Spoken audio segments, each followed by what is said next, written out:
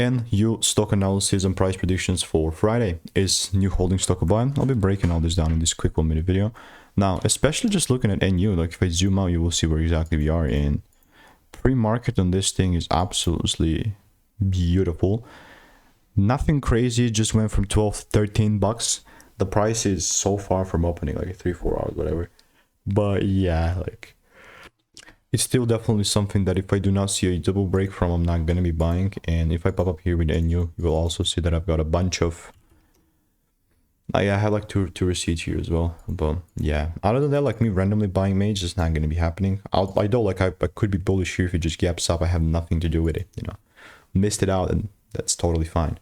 But I'll still keep an eye, you know, because there's still an opportunity to be taken if it makes sense. Now, if you want the most earliest access to these and then get free sauce and emails daily, click the first link in the description. It's free. Goodbye.